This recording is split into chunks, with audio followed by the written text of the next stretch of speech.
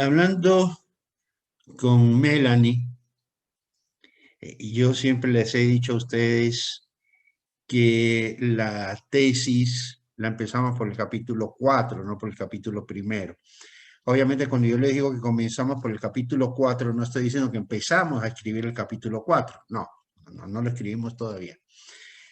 Pero empezamos a armar ese capítulo 4 en nuestra mente. ¿Ok?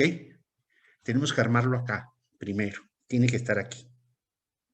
Cuando el capítulo 4, que es nuestro tema, lo tenemos en la mente, entonces podemos disparar todo lo demás.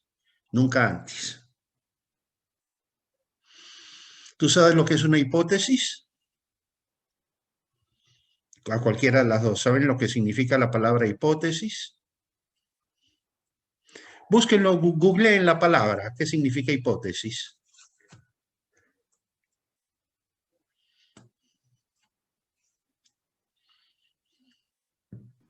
Es algo que creemos que puede ser. Es algo que creemos que puede ser. Entonces, yo digo que una hipótesis es, por ejemplo, Una suposición. es una suposición. Pero ojo, cuando salimos del plano de lo vulgar, cuando salimos del plano de lo común y entramos en el plano científico, esa suposición no es cualquier suposición. Es una suposición que construimos sobre la base de la observación y la experiencia.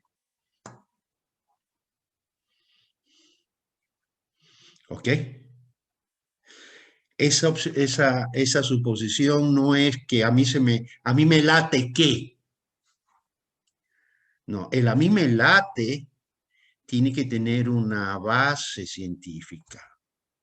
Ese a mí me late parte de que yo tengo conocimientos del tema y sobre ese tema en específico tengo información.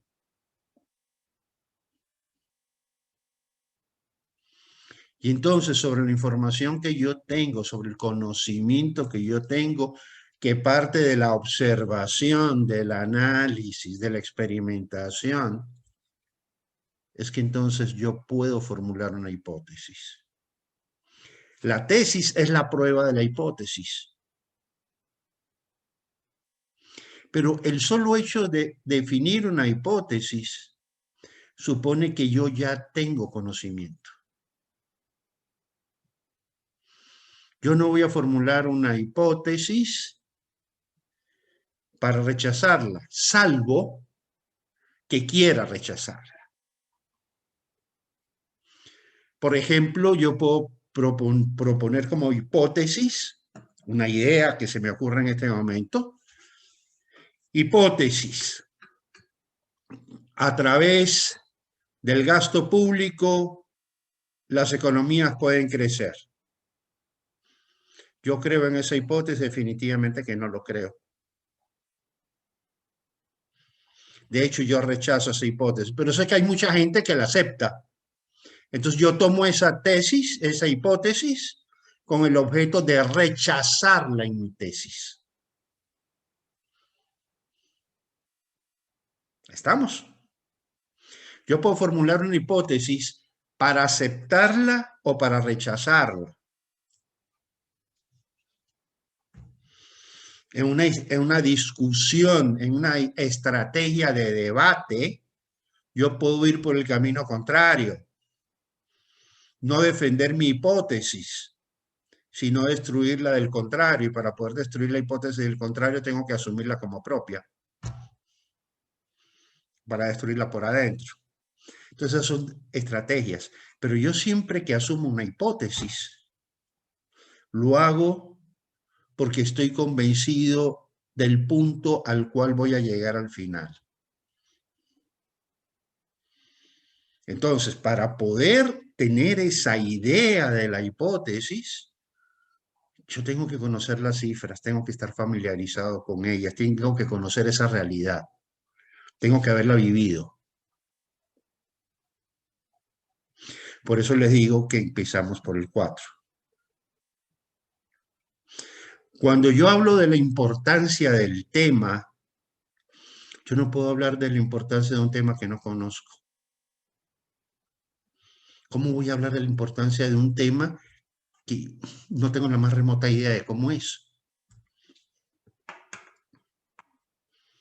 Cuando hablo de mis objetivos, estoy diciendo a dónde voy a llegar. ¿Y cómo puedo formular objetivos si no sé a dónde voy a llegar? Si no conozco el camino. Si no sé cuál es el final del camino, ¿cómo puedo decir cuál es el final del camino si ni siquiera lo conozco? ¿Cómo puedo hacer el resumen de algo que todavía no existe? ¿Me explico? Entonces, para poder llenar todos esos vacíos, yo primero tengo que visitar, estar en el sitio, conocerlo. Y cuando le digo conocer el sitio, me estoy refiriendo a conocer el sitio en cifras, conocer la realidad. ¿Cómo es eso? ¿Ok? Entonces, nosotros íbamos a hablar sobre políticas de salud, si no me equivoco, ¿no es cierto? A ver, ¿cuáles eran nuestras políticas? Educación. Educación.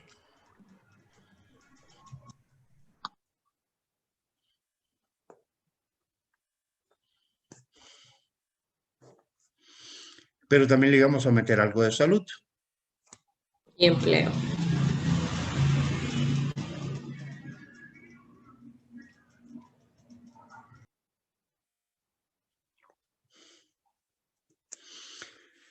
Ahora, sobre salud,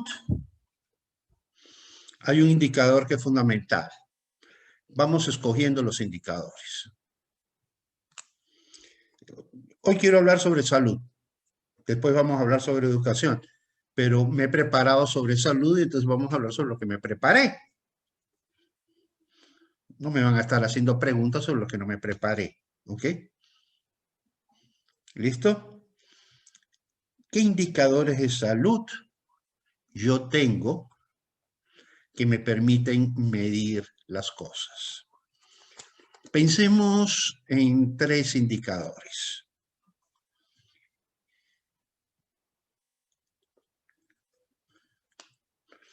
Los indicadores de salud, entre otros, que yo tengo disponibles y en abundancia son mortalidad infantil,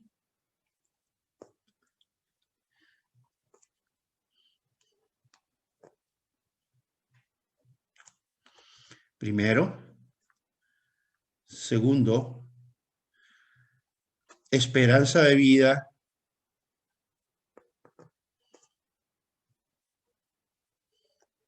Al nacer.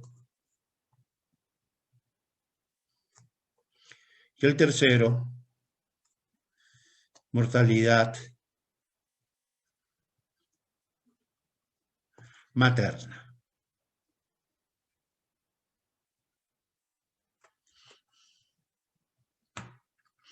¿Ok? Todo lo que les estoy diciendo forma parte del segundo capítulo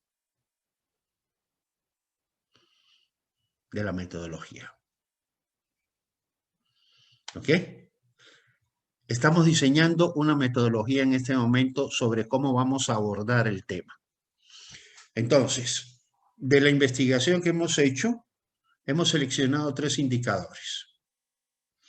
3 indicadores que son universales, 3 indicadores sobre los que tenemos información abundante y 3 indicadores que nos permiten compararnos. Entonces, indicadores. Sobre estos indicadores vamos a trabajar. Segundo, sobre estos indicadores, ¿contra qué lo vamos a contrastar? Vamos a contrastarlo contra el gasto público Y en el caso del gasto público lo vamos a contratar en 3 sentidos. En el monto por habitante, es decir, cuánto gasta el gobierno por cada persona. Y esto va a ser un valor en dólares. ¿Ok? Lo vamos a comparar como porcentaje del PIB. Y a ese indicador lo podemos llamar como esfuerzo social.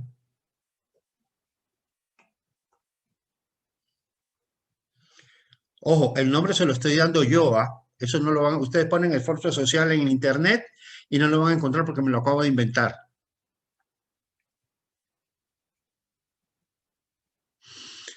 El indicador en realidad es porcentaje del PIB destinado a salud.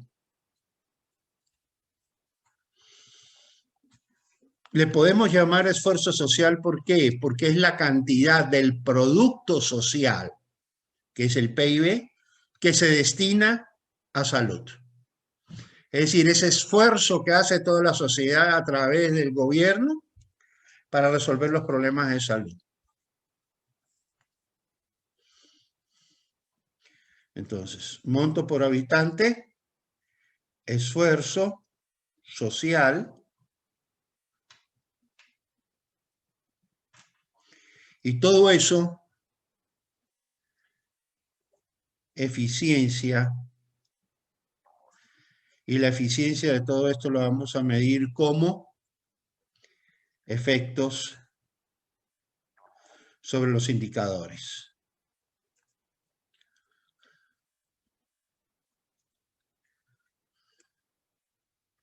¿Qué indicadores? Los que ya hablamos. Mortalidad infantil, esperanza de vida y mortalidad materna. Es decir, cómo esta cantidad de dinero, cómo este esfuerzo social está afectando positivamente el reducir la mortalidad infantil, el reducir la mortalidad materna y el aumentar la esperanza de vida. Ahí estamos hablando. Dime. ¿Me puede repetir la última, la que viene después del porcentaje del PIB destinado a salud? Es justamente la que estamos hablando, la eficiencia. ¿Qué tan eficiente ha sido ese gasto? ¿Qué tan eficiente ha sido ese esfuerzo?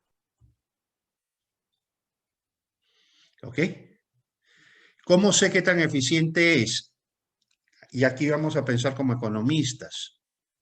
Cada vez que ustedes ven las rendiciones de cuenta, ven las cosas separadas. Hemos gastado tantos miles de millones de dólares construyendo hospitales. Y todo el mundo, bravo, bravo! Alabío, alabao, alabim, bombao.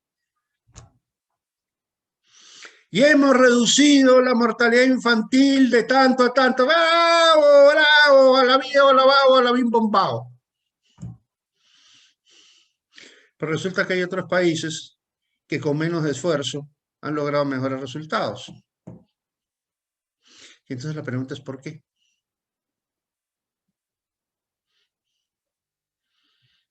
Me explico. La pregunta es ¿por qué? ¿Por qué a otros les ha ido mejor y por qué a nosotros nos ha ido tan bien? ¿O por qué a nosotros nos ha ido mejor que a los demás? Las dos posibilidades van a formar mi hipótesis. ¿Ok? Entonces, miren ustedes aquí, solo en salud, la cantidad de información que tenemos que analizar. Y vamos a analizarla hoy. Vamos a analizar eso hoy. Mortalidad infantil, esperanza de vida, mortalidad materna infantil, y todo esto relacionado con ¿qué? Con el esfuerzo social para mejorarlo. ¿Ok? Entonces, podemos entrar a ver las cosas. En cuanto al esfuerzo social, la fuente va a ser datos macro, ya que ustedes ya la conocen, porque ahí están justamente estos indicadores que les estoy pidiendo. El porcentaje del PIB destinado a salud, el porcentaje del gasto destinado a salud y el monto en dólares destinado a salud, año por año. Ahí está toda la información. Lo que hay es que coger esa información, ordenarla, seleccionar una muestra de países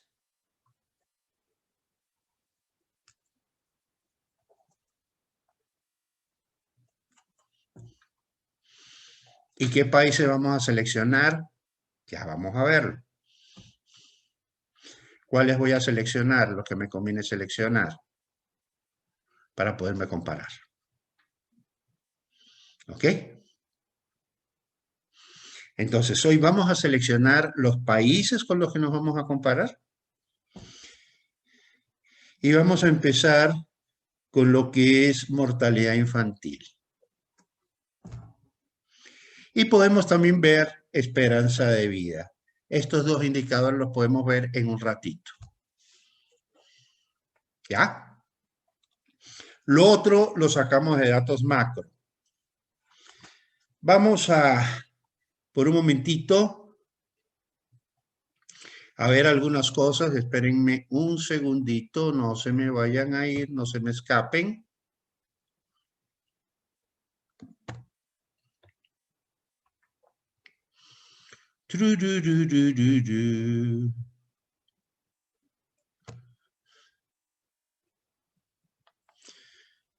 A ver, aquí hay algo que quería mostrarles a ustedes.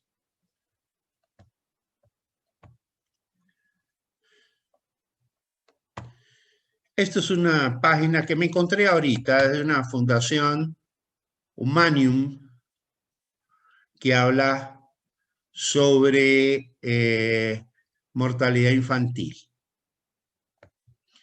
Y quiénes somos, contacto, derechos del niño, situación por país, África, América, Asia. Esto lo podemos ver ahora. Eso está en términos muy generales. Pero hay información en esta página que a mí me interesa mucho entender.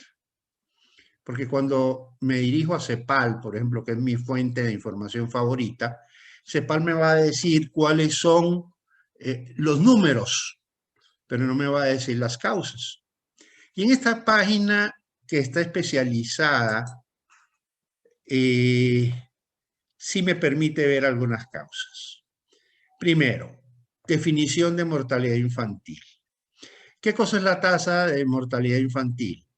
Ustedes tienen que poner la definición en su capítulo primero y tienen que ponerlo también en la parte metodológica.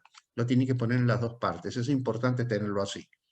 Porque si vamos a hablar de ciertos indicadores, tenemos que entender el indicador. Entonces, mortalidad infantil se mide mediante la tasa de mortalidad infantil, que consiste en el número anual de muertes infantiles dividido para el número total de nacimientos en una región determinada. Este cociente brinda principalmente información acerca de las condiciones de salud de los niños. Tasa de mortalidad en menores de 5 años. La tasa de mortalidad de menores de 5 años es el indicador estadístico de la probabilidad de que un niño fallezca entre su nacimiento y los 5 años de edad. Se expresa en 1 por 1000, es decir, la décima parte del porcentaje. De este modo, Entonces, fíjense que aquí son dos indicadores importantes que vamos a usar. Tengan los dos indicadores en cuenta. Miren cuál es la web www.humanium.org.es. Ténganlo en su bibliografía también. Cada vez que tocamos algo de esto, metemos en la bibliografía. ¿Ok? Vamos construyendo la bibliografía. Después la ordenamos. pero sabemos que nos estamos refiriendo a esto.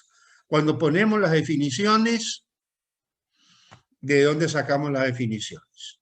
¿Ok? Entonces, cifras, bueno, aquí hay números.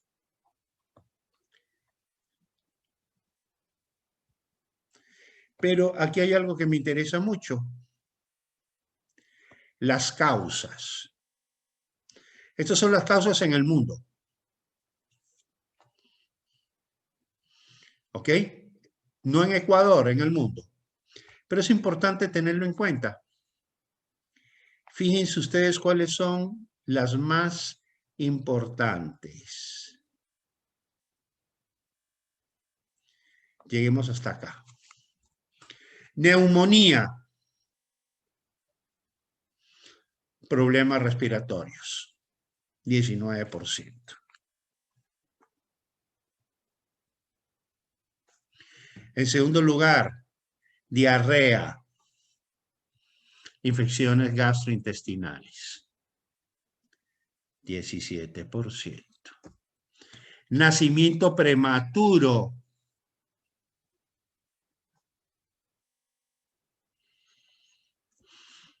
¿Qué es esto? Niños que nacen antes de los 9 meses de gestación.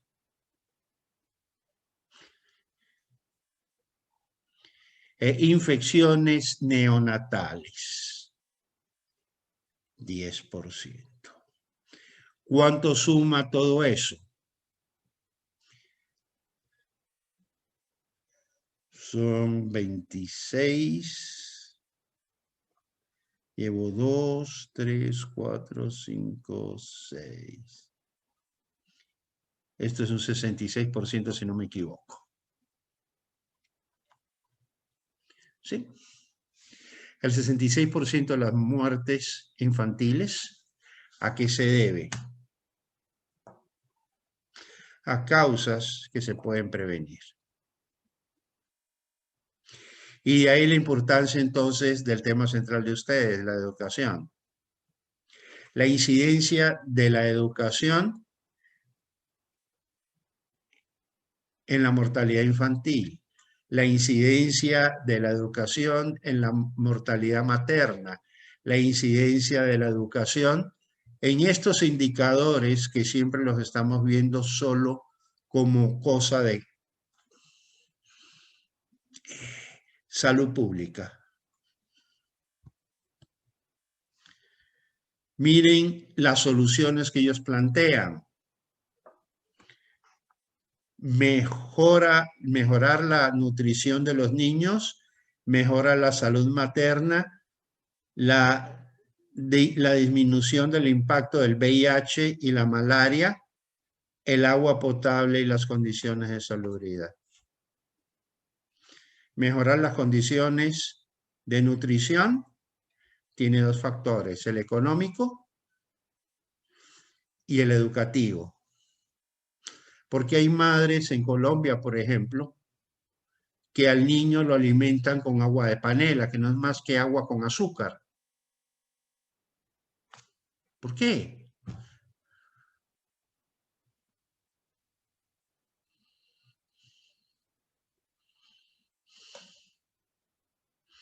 ¿Por qué se alimenta al niño con cierto tipo de alimentos y no se le dan otros?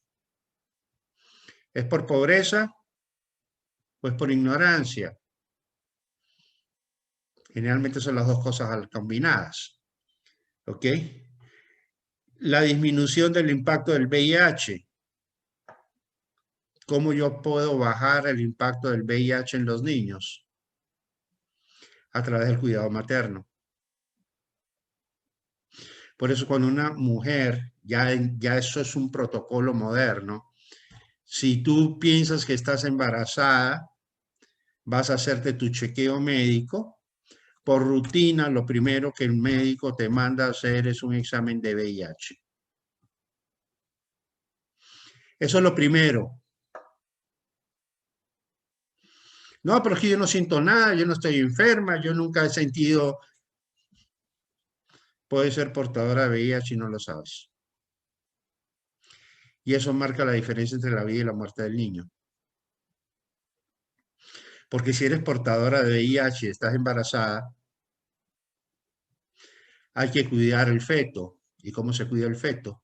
Dándote retrovirales durante los 9 meses de embarazo para bajar la carga viral. ¿Qué significa bajar la carga viral?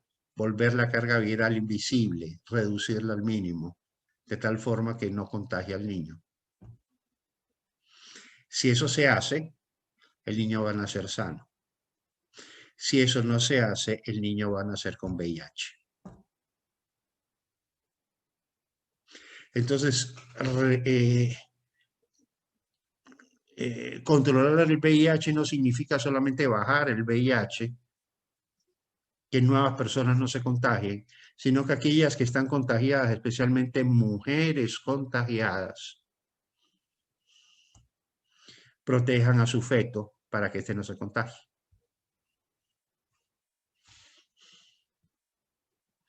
Agua potable y condiciones de salubridad son condiciones fundamentales en salud. Agua potable y salubridad, ¿cómo lo ve un gobierno? ¿Como un gasto en salud o como obra pública simplemente? Generalmente los gobiernos hacen la obra pública que se ve, porque busca votos. Entonces yo quiero hacer una carretera hermosa y todo el mundo admira mi carretera y me aplaude. ¡Bravo! Mira la carretera que hizo este man, qué bacanería. Y pasa por un montón de pueblos, ninguno de los cuales tiene agua ni alcantarillado. En términos de bienestar social, ¿qué es más importante? ¿Una supercarretera o el agua potable y el alcantarillado que preserve la vida, especialmente de las futuras generaciones?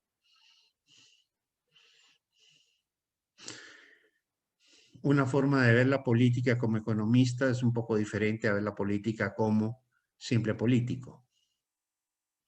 ¿Ok? Entonces observen que dentro de las políticas públicas, infraestructura sanitaria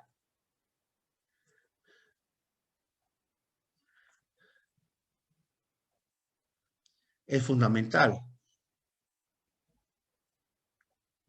aunque no de votos. Porque la gente que es ignorante le hicieron el alcantarillado, pero no sabe eso para qué sirve, va por debajo de tierra. Y le dieron agua potable y sí sabe por qué no la tiene que sacar del río y cargarla en baldecitos, pero eso se le olvida pronto. ¿Ok? Entonces los políticos no suelen llevar recursos hacia este tipo de actividad. En nuestro medio es así. El político hace la carretera, el político pavimenta la calle, el político y a veces pavimenta la calle sin haber hecho el alcantarillado primero.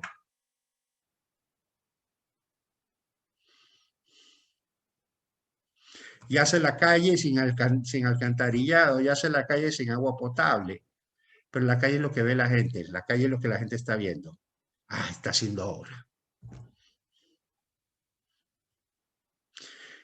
Entonces, tómenlo en cuenta ustedes también para el desarrollo. Si se nos corta la reunión, entramos de nuevo, ¿ok?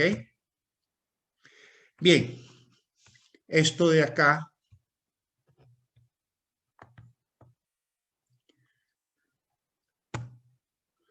lo vamos a hacer, pero vámonos ahora a ver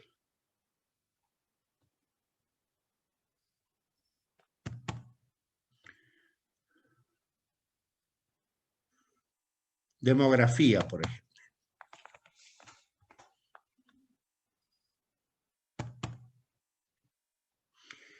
Ecuador, aquí está.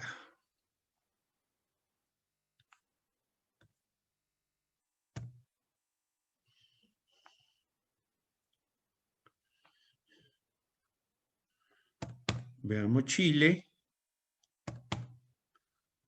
Aquí está. Veamos Costa Rica.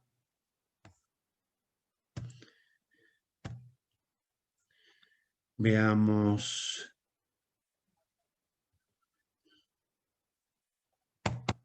Venezuela.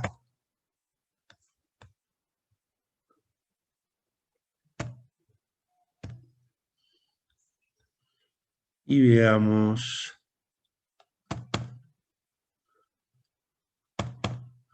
Panamá.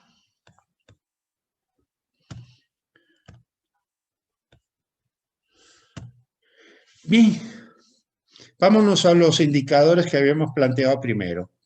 Mortalidad infantil y esperanza de vida al nacer. Veamos esos dos indicadores.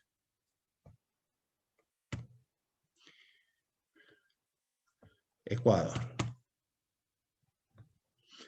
Esto es información de la CEPAL, 1950-2100, revisado al 2019. Estimaciones, proyecciones, indicadores de estructura, indicadores de crecimiento demográfico.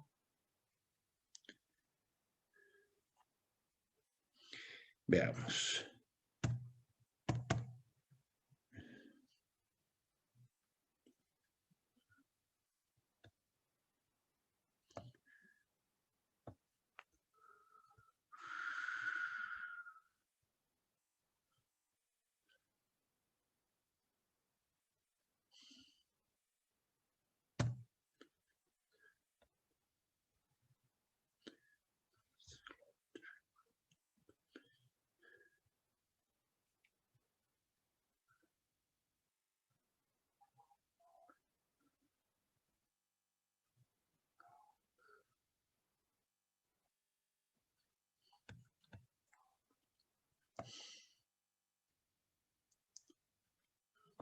Tasa de Profe, mortalidad infantil.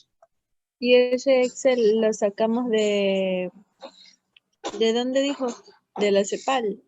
Esto es de la CEPAL, pero yo se las puedo, yo te lo envío ahora por correo. Solamente hazme acuerdo. Ah, ya listo. Pues. ¿Ok? Veamos cómo se comporta la mortalidad infantil en Ecuador y cómo esperamos que se comporte hasta el año 2030. Aunque ustedes creo que iban a llegar hasta el año 2070, no me acuerdo. Ah, no, ustedes iban a llegar solo hasta el año 2020. Veamos cómo se comporta esto.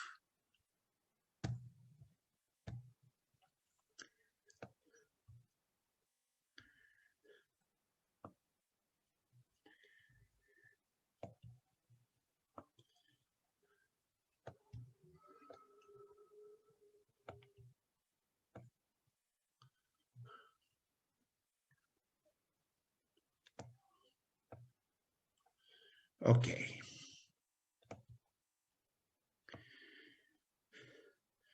Para el quinquenio 1950-1955, miren lo que era la tasa de mortalidad infantil.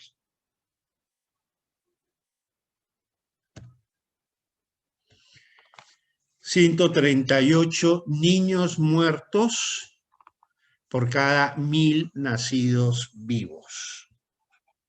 En otras palabras, en la década, el quinquenio en el que yo nací, yo soy un sobreviviente. Si hubiera estado en Ecuador, no nací en Ecuador, nací en Cuba, pero si hubiese nacido en Ecuador sería un sobreviviente. De cada 1000 niños que nacieron conmigo, 138 murieron el primer año de edad.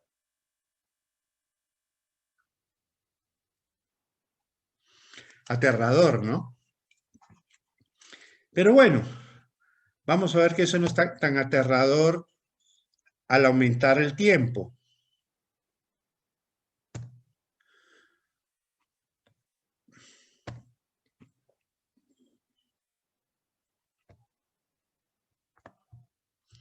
Vamos a verlo.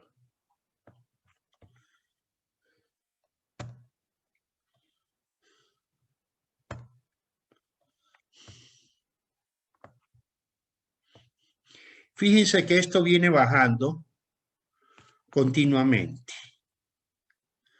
Cuando llegamos al quinquenio 2000-2005,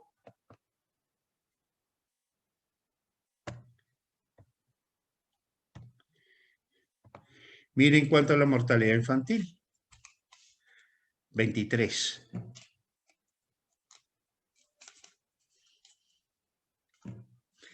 ¿Cuánto era? Me estoy quedando sin batería. Cuando ustedes nacieron. Ustedes nacieron entre el 95 y el 2000.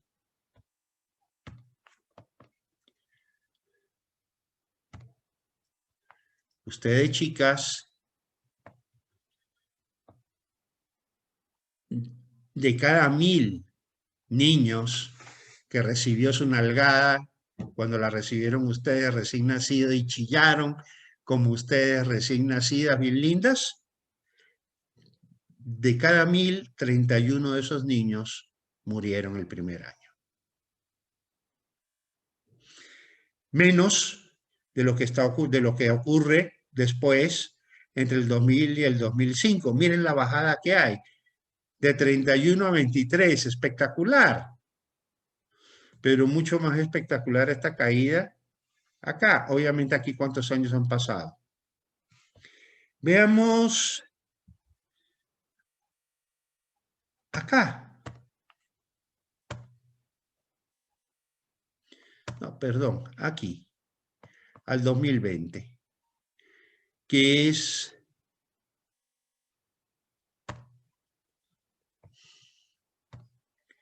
el dato que nos interesaba.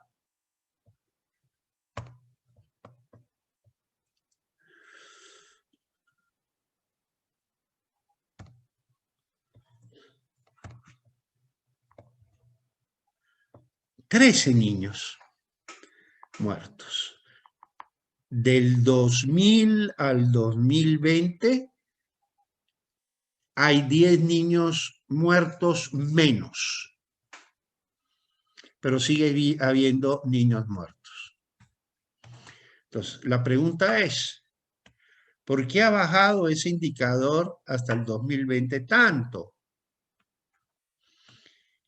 Del 2000 al 2020 ha bajado 10. Y con respecto al año 2000 ha bajado más de 10. Y obviamente con respecto al año 1950, pues la bajada es mucho más. La pregunta es, ¿qué tan eficiente ha sido esa bajada? ¿Cómo han bajado otros países?